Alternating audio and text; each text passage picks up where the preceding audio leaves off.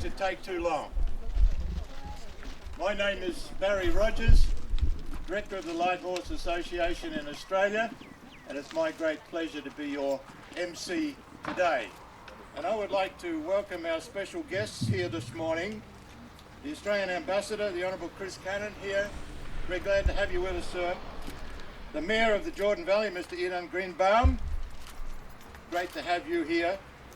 Dr. Reuben Gaffney, Head of the Israel Land Studies at Kinneret Academic College.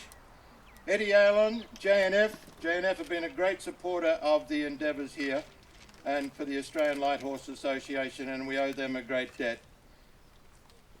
Maria Ben David, Head of the Australian Zionist Federation. The Australian Indigenous Group over here, we're very honoured to have them with us. Captain Peter Kentley of the Beersheba Vision Group and other honoured guests. It's wonderful to have you here today. This occasion has significance at many different levels. First of all, 101 years ago today, brave men from the 11th and 12th Light Horse Regiments and the 4th Machine Gun Squadron were given the task of taking this railway station behind us. Very pivotal railway junction here. Railways were very important in World War I. In fact, World War I has often been called the War of the Railways.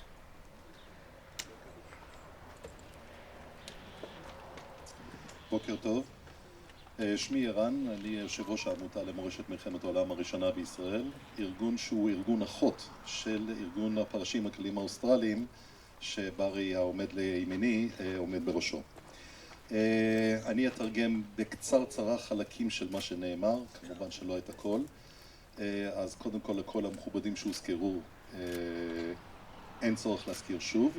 לצורך מה שהוא התחיל לדבר עליו לפני 101 שנים, בספטמבר 1918, שני גדודים של הפרשים הכלליים האוסטרליים מקבלים את הפקודה להסתער ולכבוש את התחנה הנמצאת לשמאלכם. הקרב הזה הוא קרב מהמפתח שעוד מעט נעסוק בו יותר בהרחבה. The idea was to come up here in the darkness of the early morning of the 25th, dismount at a safe distance from the railway station and proceed dismounted on foot to capture the railway station, which had been bolstered by German troops as well as Turkish troops. And what had happened is there was a map reading error, and we got closer to the railway station than we intended, and as a result we were spotted and we were opened fire on. We had lost the element of surprise, so we decided to charge, and Major Costello gave the order to form a troop line and charge the railway station. התוכנית הייתה כאשר הפרשים הקלים שהם בדרך כלל רגלים רכובים, הרעיון היה להתקרב אל קרבת התחנה, לרדת במרחק בטוח ולהסתער רגלית על מבנה התחנה. אולם עקב טעות ניווט קצת התקרבו יותר מדי ואז הכוח נחשף ופתחו עליו באש. במקום לרדת מהסוסים ולעשות את מה שמתבקש מחייל רגלי גם אם הוא רכוב, במקרה הזה הם החליטו להסתער קדימה. I want you to imagine this, charging over unknown ground at night into the face of enemy fire. Can you imagine that? 60 horses went down. 19 men were killed and close to 60 wounded. And some vicious hand-to-hand fighting took place in the railway station and in the carriages right here where we are today. And when the first rays of sunlight came over the eastern sky, the railway station had fallen into the hands of the Australians. 7 days later, we were in Damascus. נסו לשער לעצמכם, התקלות באש בשעות החשיכה והחלטה להסתער בצורה רחובה בשטח שאתה לא מכיר, אמנם כנראה מישורי, אבל אין לך מושג איזה מכשולים ישנם בדרך, ולהסתער באופן ישיר אל נצנוצי הרובים ממולכם. זה מה שנעשה כאן. עם אור ראשון, קרב כידונים אכזרי, ממש בטווחים של מטרים ספורים מסביב למבנה שנמצא משמאלכם, על מבנה התחנה, הוא המבנה האחרון שבו התנהל הקרב.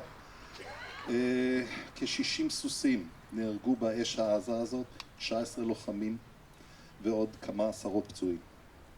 זה מחיר הדמים של הקרב המרשים הזה שמתרחש פה ב-25 לספטמבר 1918. Secondly, today we are recognizing the role that Aboriginal troopers played in the fighting here and in the Jordan Valley. They were great soldiers.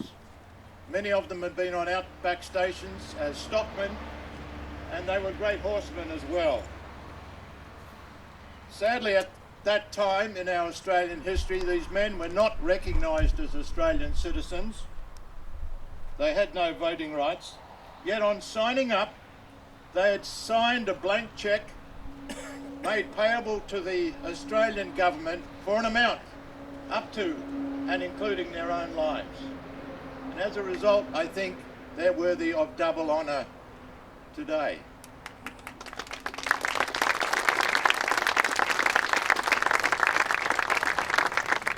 מעבר להנצחת הקרב עצמו, חשיבות מיוחדת יש היום כאן להנצחת הקבוצה, המיעוט האבוריג'יני, שלחם פה כחלק מתוך הצבא.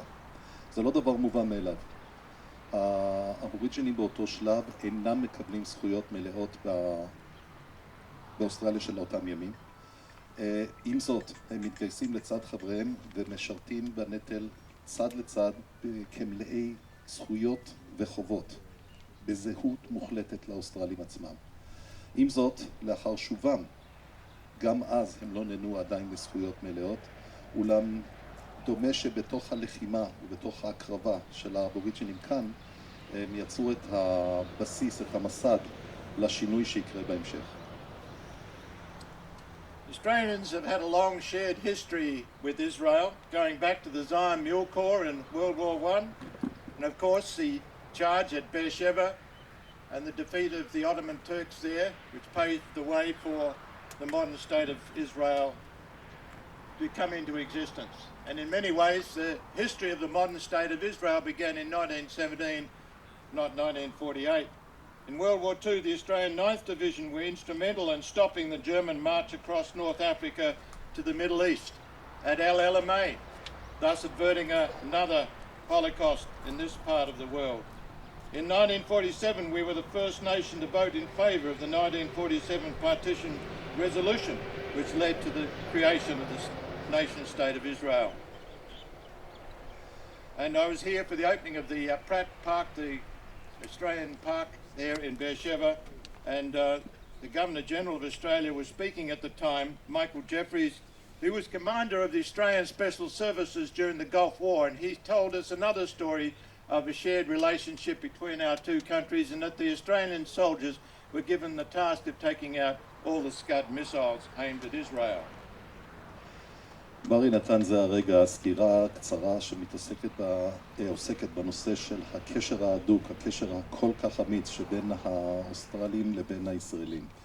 בתוך הדברים מוזכרו שלבים שונים בתוך הקשר המתמשך הזה, החל מהתקופה של האירועים פה במלחמת העולם הראשונה, דרך התקופה של מלחמת העולם השנייה, הלאה ואל ההנצחה של האירועים, אם זה הנושא של ההנצחה של הקרב בבאר שבע, אם זה הנושא של פארק החייל האוסטרלי בבאר שבע, ואפילו לכיוון של מלחמת המפרץ והשותפות האמיצה הזאת שבאה לידי ביטוי והציטוטים שהוא נתן זה עתה מכמה וכמה מהמפקדים הבכירים שהיו בצבא האוסטרלי שלחם גם הוא להגנה עלינו פה.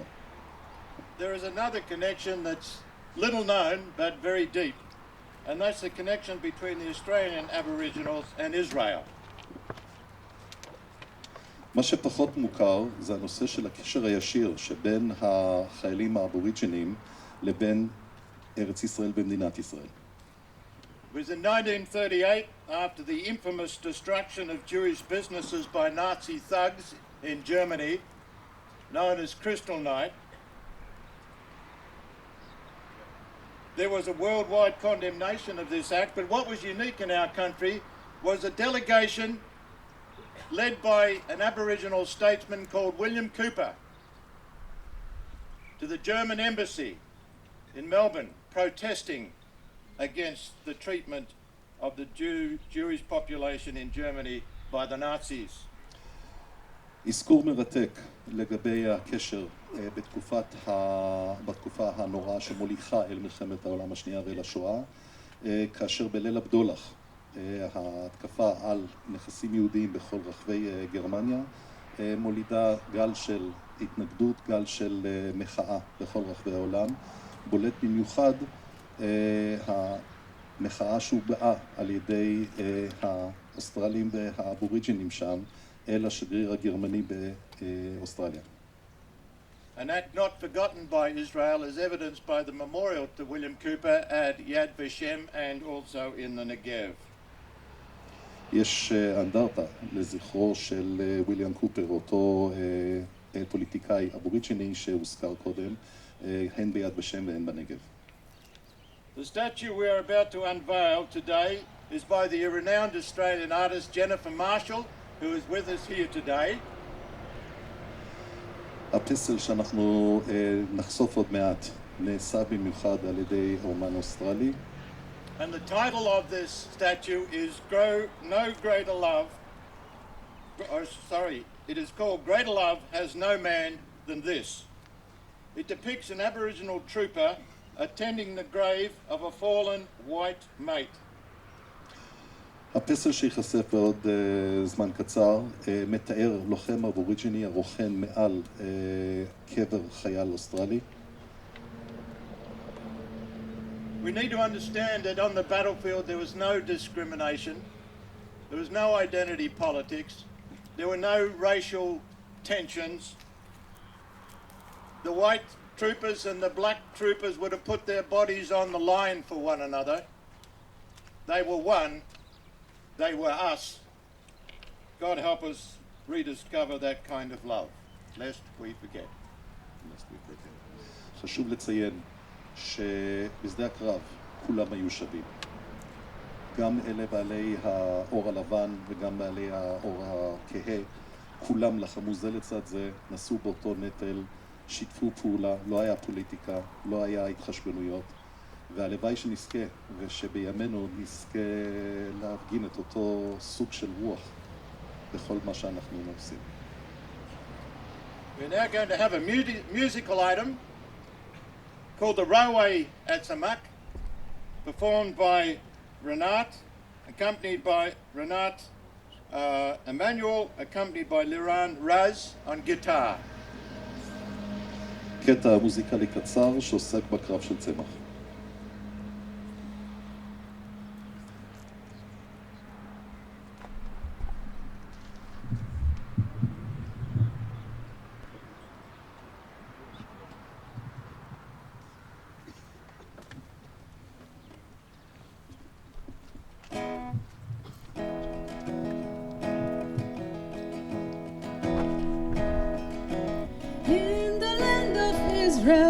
On the shore of Lake Galilee, they ran a vital railroad trek from Damascus to the sea. The year was 1918, the war was moving north. The railway was the target for the horsemen of the force. They rode on in the moonlight, the attack was planned for dawn.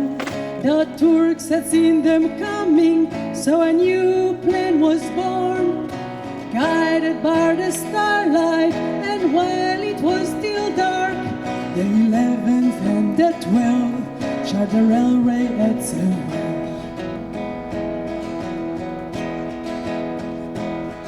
The 11 had some stockmen from Antian, Queensland's road. They were the Queensland Black Welsh, a formidable fighting force. At Btzmach they fought with valor and won a bitter fight. Btzmach had become a lighter town as dawn replaced the night. So the desert column rode through the Holy Land. Horsemen from the nations all southern land. They came from many backgrounds, great riders, white and black. Australian like horsemen, united by brown/hat, with rim of feathers flowing and moonlights on their back. The 11s and the 12s chart the railway at Zimmer. Johnny and his German mates fought to the last man. They tried a fake surrender, which nearly went to plan.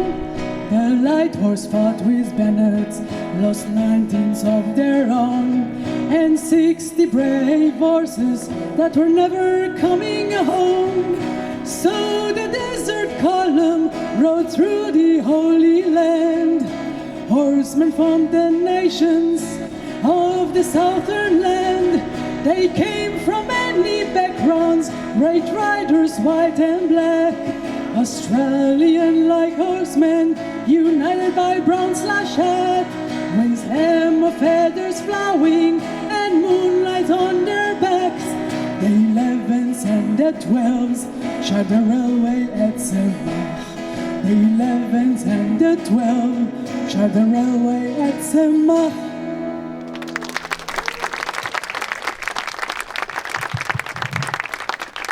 So much. I've heard that sung many times, but never better than that. We're now honoured to have an address by the Australian Ambassador to Israel, the Honourable Chris Cannon. Thank you.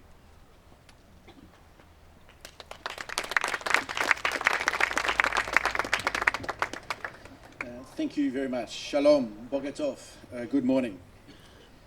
Thank you very much, Barry Rogers, OAM. It's always a pleasure to have Barry here in Israel. Can I also acknowledge my friend, the Mayor, Idan Greenbaum, who will speak shortly. And I want to recognise in particular the descendants of those that fought here 101 years ago, Mark Pollard, Angela Stanley, Ray Minicon and Ray Finn. Also, I should acknowledge our good friends from the Kinneret Academic College, and distinguished guests, ladies and gentlemen. It's a great honour to join you here today in Btzmach, on the shores of the beautiful Kinneret, or the Sea of Galilee. Today we commemorate the sacrifice of Australian troops who fought here 101 years ago today. Australians who planted the roots that would set the tone for Australia's commitments to this region and the strong and long-standing friendship between Australia and Israel. And today, as Barry mentioned, we pay particular tribute to the contributions of the Australian Aboriginal troopers of the First World War. As Australia's ambassador to Israel, it's also my privilege to take part shortly in the unveiling ceremony of the statue of the Aboriginal soldier in the presence of the descendants, which is a very special honour for me. It's a moving tribute to Jack Pollard and to all of the Aboriginal soldiers who fought so valiantly during the Sinai-Palestine campaign and across Europe. At the outbreak of the war, many Australians enlisted into the military, as we know, and Aboriginal soldiers were no different. About 1,000 Aboriginal Australians answered the call and contributed to the war effort.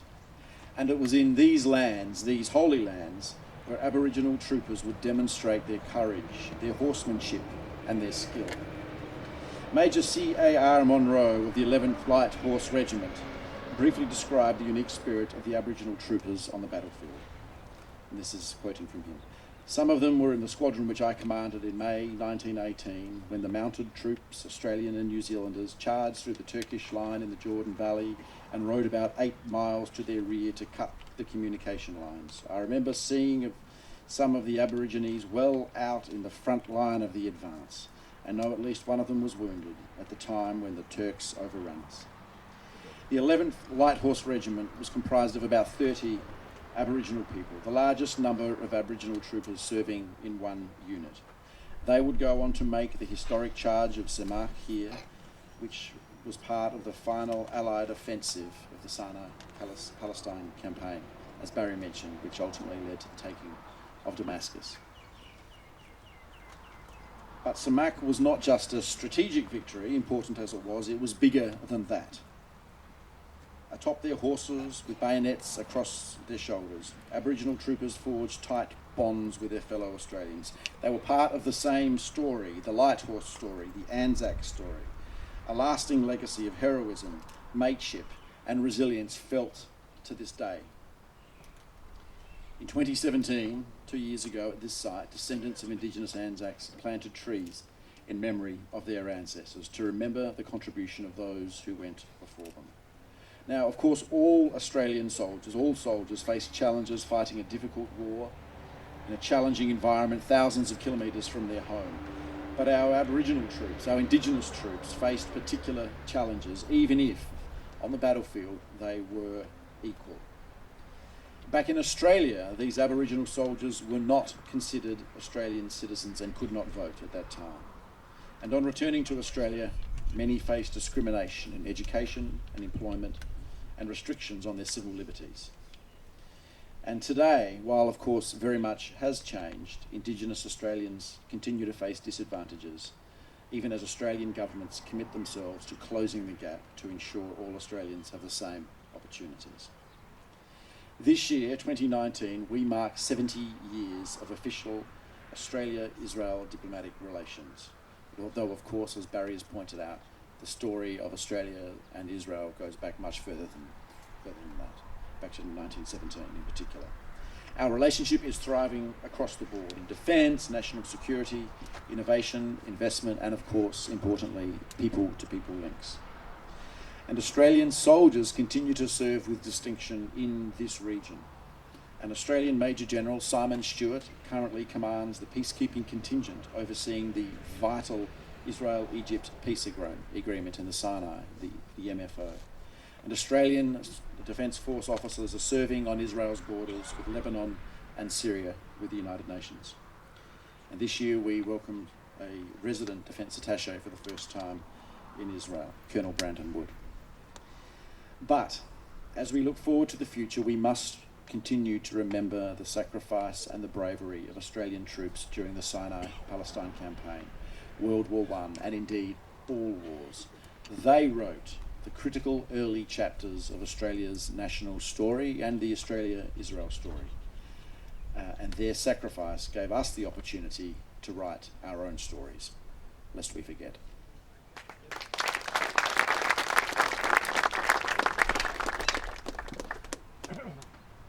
Very much. I'd like to introduce the Mayor of Jordan Valley, Mr. Eden Greenbaum, to come and address us now. Thank you.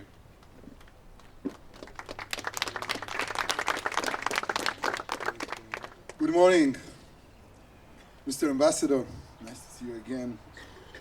Mr. Barry Rogers, thank you for all the effort you made around this area. The family of the former soldier, it's a great honor for us, and distinguished guests from Australia and Israel. It's a great honor for all of us in the Jordan Valley to meet you again here in the old railway station. Here, where a bloody battle took place more than 100 years ago. Nowadays, we teach the engineers of tomorrow how to solve the dehydration of water source around the world. Here, where hate and agony were once a commonality, you can see young adults living their lives and building the future. For those of us who are Jewish, this time of year is a time of self-examination and reflective thoughts, as one year is about to end and a new year about to begin. There is no better time than that to commemorate with you in this ceremony the Australian Aboriginal troopers of World War I. I can only hope we, the Israelis, will learn a thing or two from you with regard to treat and respect other people's legacy, especially those who share the same space with us. I wish you all Shana Tova, that is the Happy New Year in Hebrew, and look forward to see you all soon again here near the Sea of Galilee. I would like to end with the bless from the Bible. May the Lord will give strength unto his people. May the Lord will bless his people with peace. Thank you very much.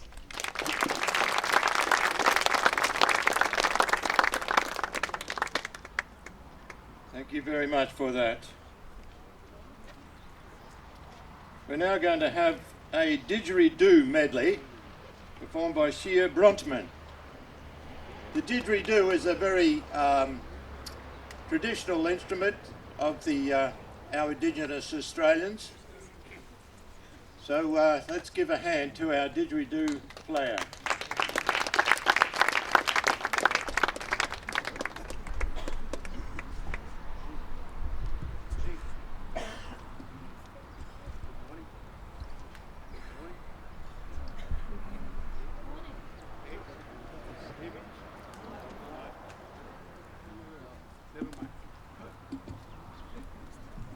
Okay, good morning.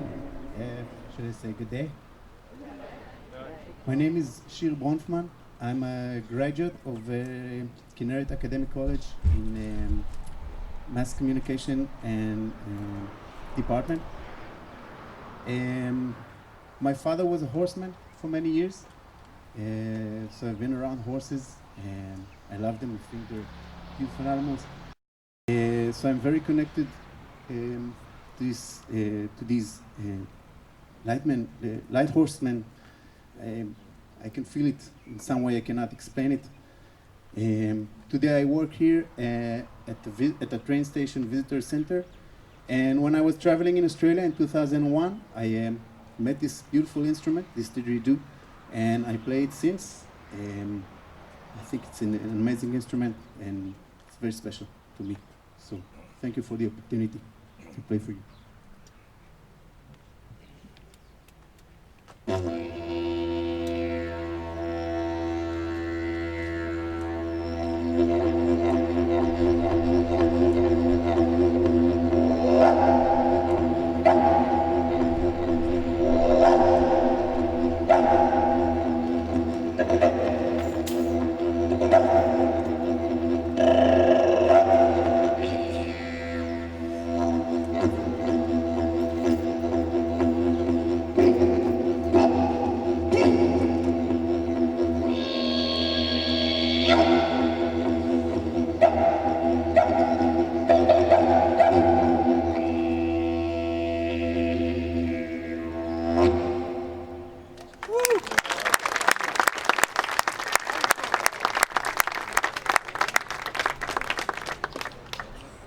That was wonderful. Thank you so much.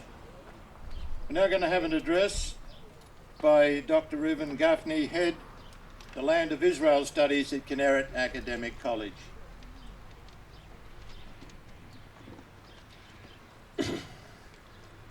Dear friends and guests, Ambassador Cannon, Mr. Idan Greenbaum, our dear friend, and of course our very dear Barry Rogers, Director of the Australian Light Horse Association.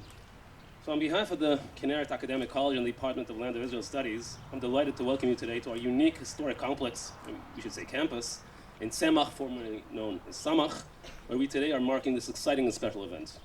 As a historian of Eretz Israel and also as a teacher here in Kinneret, I can tell you that we are so very grateful for this privilege and for this opportunity to teach and conduct research in this unique area, which was of such importance during the first half of the 20th century and of course especially at the end of World War I.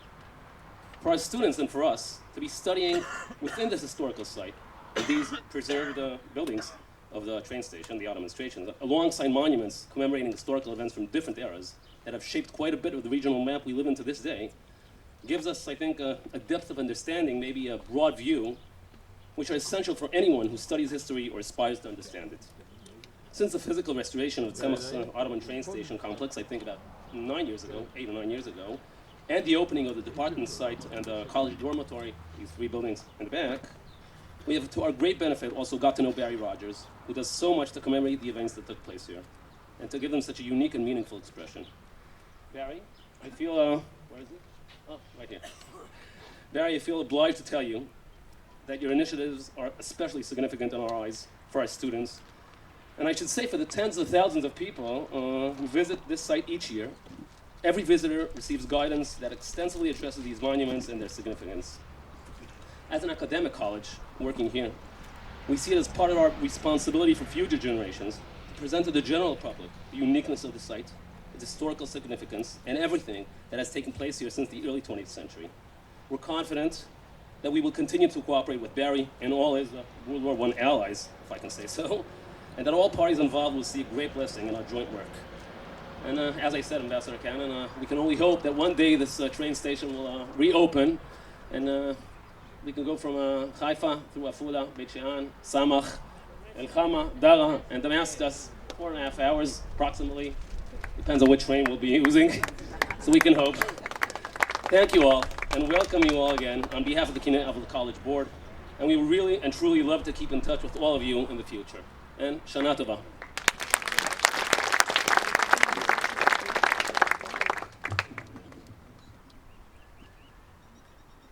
Thank you very much. We're now going to have an address by Eddie Ayalon from JNF Australia. JNF have made significant contributions to the endeavours here at Samark. Thank you, Eddie.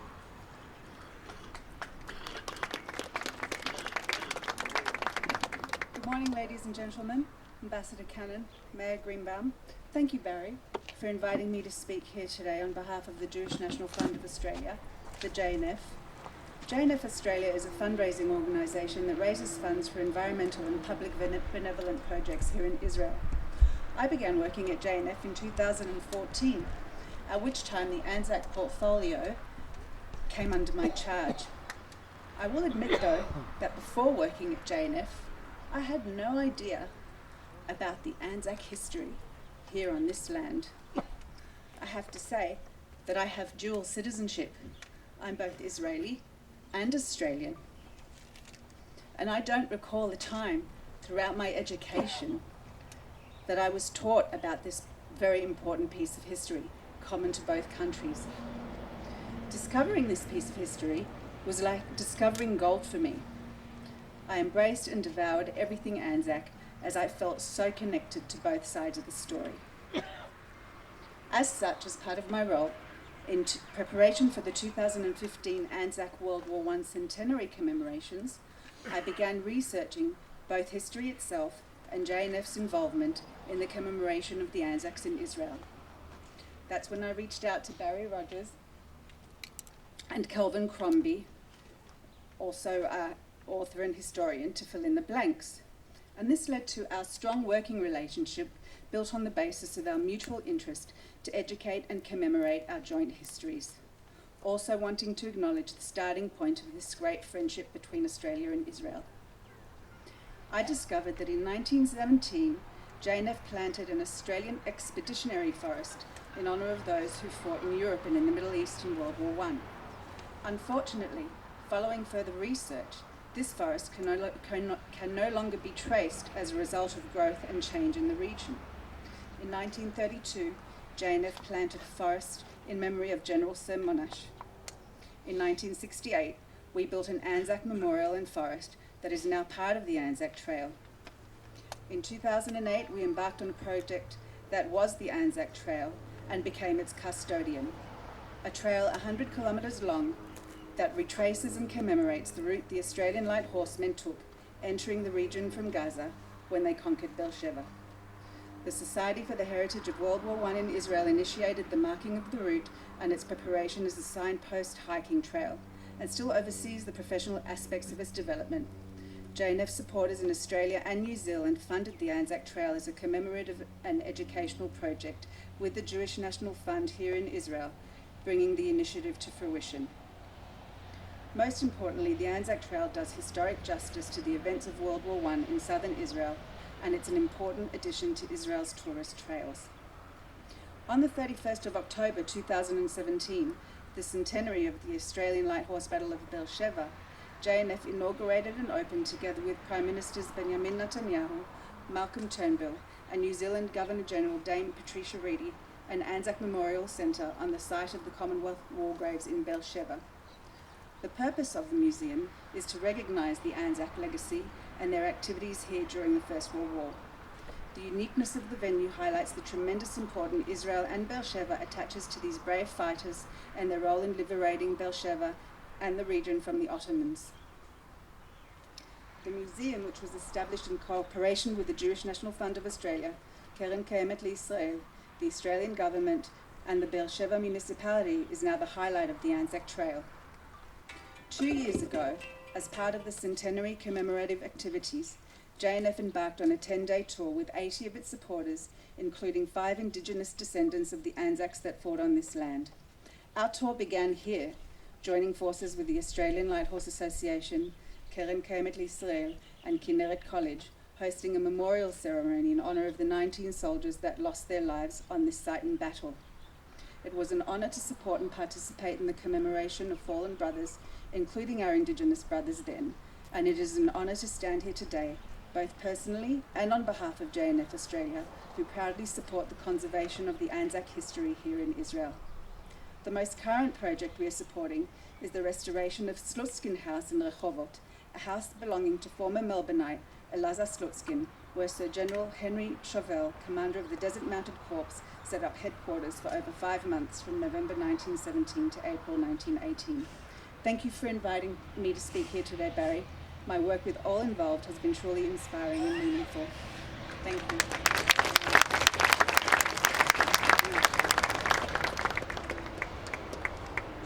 Well, I'm going to invite Renat to come and sing again. Didn't we all enjoy that first song? She got row out to Mark. That was special. Thank you so much. And our guitarist, לירן רז. ולפני שיתחילו, חשוב לציין שרינת היא סטודנטית לשעבר, שסיימה לא מכבר את הלימודים כאן במכללה. Thank you. This song is called ואולי, maybe things will not happen, written by the poet Rachel and the music by Yuda Sharet.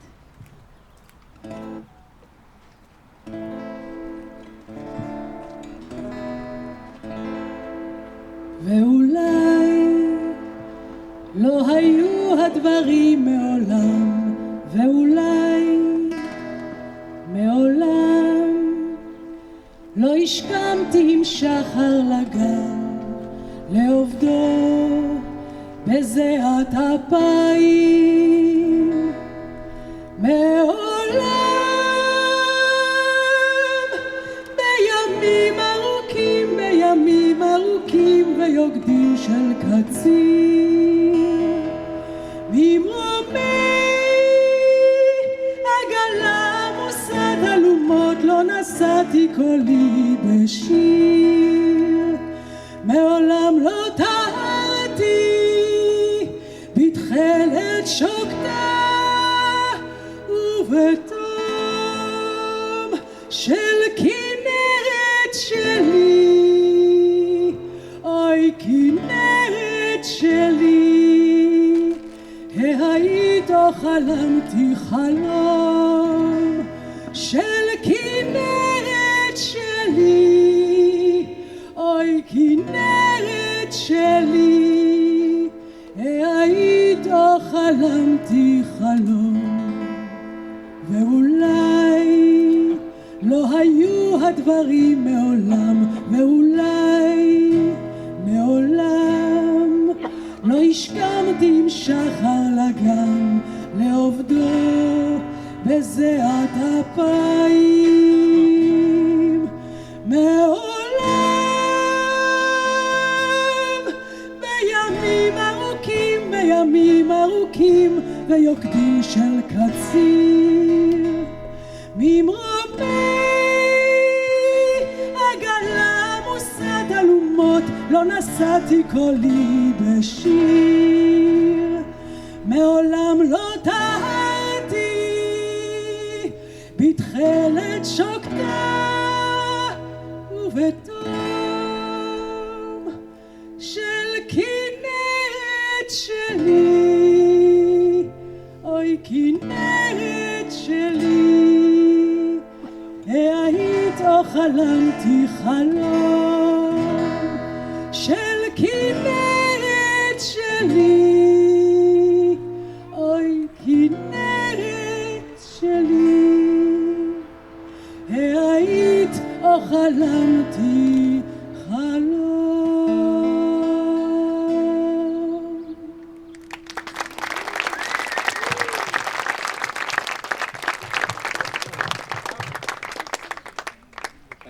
wonderful song. I didn't understand the words, but I still understood it in my heart. Our final speaker this morning is Maria Ben David, head of the Australian Zionist Federation.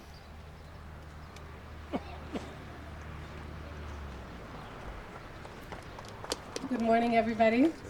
The Ambassador, the Honorable Chris Cannon, the head of the Jordan Valley region, Idan Greenbaum, Mr. Barry Rogers, OAM, and of course, Mr. Mark Pollard, the grandson of Jack Pollard, who fought here in the Battle of B'tzemach.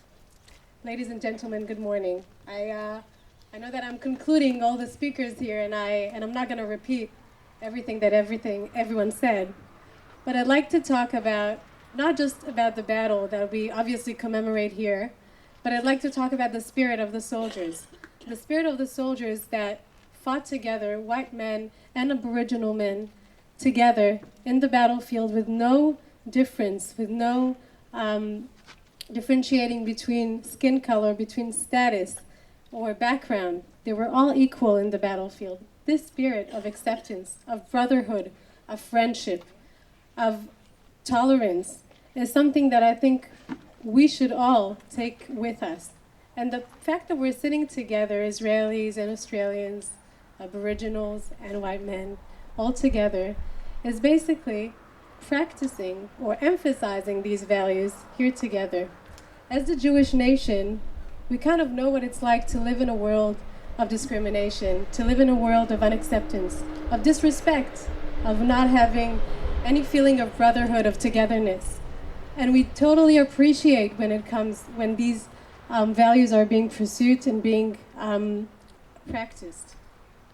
And I feel like this is one of our missions. Every single person that is sitting here is something that we should take from that, is to keep on pursuing these values and try to promote these ideals. I think that the bond between Australia and Israel is kind of emphasizing these values because we both, Israelis and Australians, both nations, both countries, Israel and Australia, do promote these values and these ideals. And as the representative of the Zionist Federation of Australia, I feel privileged, I feel honored that I'm kind of the bridge between Jews in the diaspora, Jews in Australia and Jews here in Israel, that try to work together to deepen the connections and deepen strengthening the connections between Israel and Australia, and keep on working on these values and practice them on a daily basis. So I'd like to salute these soldiers and their families, and I'm looking forward for all of us to keep on doing this on our daily basis lives, and keep on working very hard in order to get these values and spread them to the world. Values of acceptance, of tolerance, of respect, of brotherhood, and on friendship. Shana Tova. I'm just going to translate in Hebrew for the Hebrew speakers here. אז בכמה מילים מה שאמרתי זה שאחד הדברים החשובים ביותר בקרב הזה זה כמובן גם להנציח את הקרב, אבל יותר מזה זה גם לדבר על הרוח ועל הערכים שאותם חבר'ה לחמו ביחד, כתף אל כתף, בלי קשר לצבע העור שלהם או לרקע שהם הגיעו ממנו, וזה משהו שאנחנו צריכים לאמץ ואנחנו כבר מאמצים. כשתי מדינות, גם אוסטרליה וגם ישראל, מנסים מאוד לקדם את הערכים האלה בעולם וגם בתוכנו, ואני מקווה שהקשר הזה שיש בין ישראל לבין אוסטרליה ימשיך לגדול וימשיך לתת לעולם עוד מהערכים האלה וליישם אותם ביום-יום שלנו. שתהיה שנה טובה.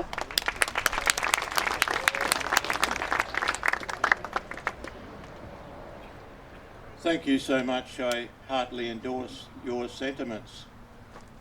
Beautiful. To the fallen, killed in action here, Bloomfield, William, Dodds, Darrell, Donaldson, Alexander, Donaldson, William, Farlow, Frederick, Fraser, Edward, G, Herbert, Hughes, William, Lewis, Walter, McCarthy, John, McKay, Ernest, Pledger, Robert, Rynn, John, Taylor, Howard, Terry, Albert, Thorne, Kenneth, Wall, Jack, West, Herbert, Whitfield, Wesley, lest we forget. I'm now going to just change a little bit on the program, and I'm going to, before we have the final unveiling of the statue, we're all looking forward to that. I would like to ask Mark Pollard, who proudly wears his grandfather Jack Pollard's medals, to come forward and say a few words. חברים, קבלו בבקשה את הנכד של אחד מאלה שלחמו כאן, פולארד. Thank you, Barry.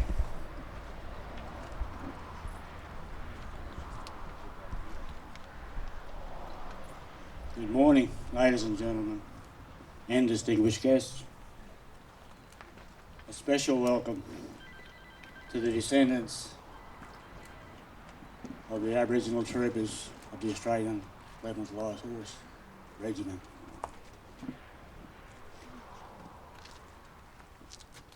On behalf of all Indigenous Australians, let me give a heartfelt thank you to all who have come here today to share this with us. I am no public speaker, so you will please forgive me if I need to read the thoughts that I've put to paper. This day would not have happened without the efforts of some pretty incredible people. Mr. Barry Rogers, OMA, National Director of the Australian Light Horse Association. Mrs. Jennifer Marshall, who brought to fruition the concept and design of the statue we will be unveiling today. And many more who worked tirelessly to make this possible. Our sincere thanks to you all. We cannot stand here and remember the sacrifice of only the Indigenous troopers who fought here without also honouring the memory of their non-Indigenous brothers who fought and died here beside them. We will not forget the 19 men of the 11th who paid the ultimate sacrifice here. Their spirits will forever rest in the embrace of Israel and in your thoughts and prayers. It is perhaps fitting in some way that Aboriginal Australian troopers, themselves part of a displaced people in their own spiritual land, volunteered to travel to a distant country to help in the reunification of another displaced people with their holy land. So today we give due recognition to their service to this land, long overdue. There is no glory in war. It is simply a descent into the seemingly endless insanity that humanity seems eternally capable of. But in that madness and in that darkness, there is courage and there is honour. A courage displayed by the men of the 11th Light Horse Regiment as they galloped across open ground in the darkness through machine gun and rifle fire to overrun an entrenched enemy who far outnumbered them. There is honour in the way they disperse fair justice and due respect to an enemy who earned it. They fought not for glory, but for peace. Peace for all the world and for the people of Israel.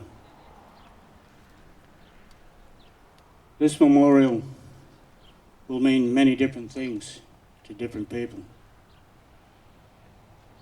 The blood of my people fell on this soil. So this place will forever be part of our story, part of the story of the Indigenous Australians.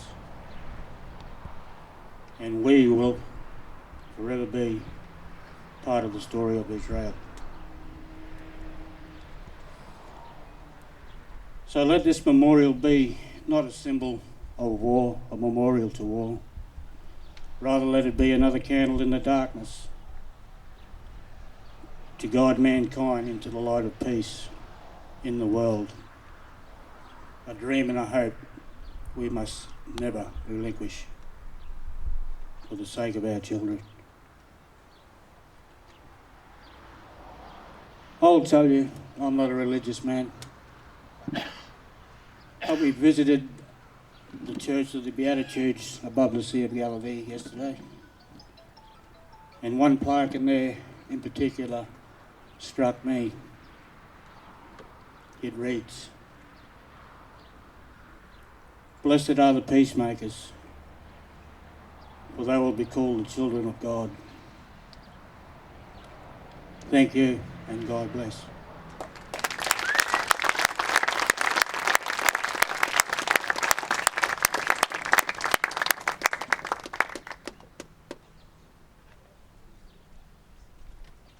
Thank you so much for that. We're now going to have the unveiling. No, sorry, we're going to first of all have the laying of the wreaths. So those that have the wreaths, we've got a wreath being laid on behalf of the Australian Light Horse Association in memory of the fallen. Can we have, can you go and do that for us? Thank you. And we can have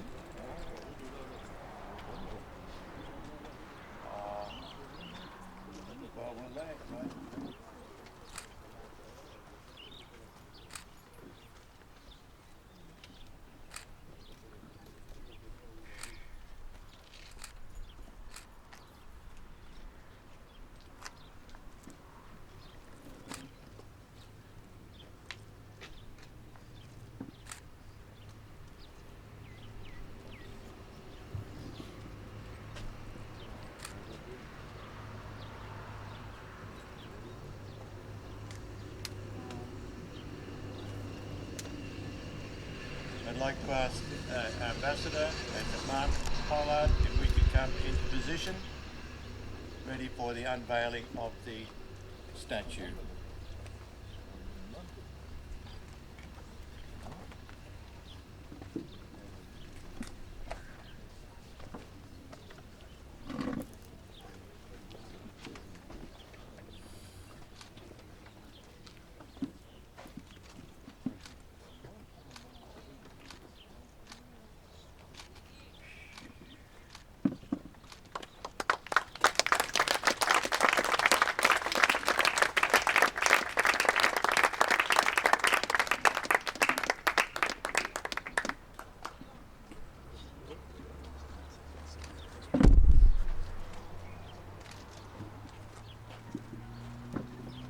Photos in a little while. We'll just conclude.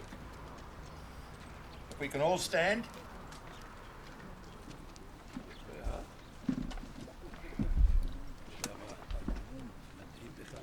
For the ode, and then followed by the last post. The last post was the bugle call to sound the end of the day. We'll have a minute's silence, followed by the reveille, which was a bugle call in the morning to signal the dawning of a new day. Let's hope that can be symbolically true for all of us. They shall grow not old, as we that are left grow old. Age shall not weary them, nor the years condemn. At the going down of the sun, and in the morning we will remember them, lest we forget.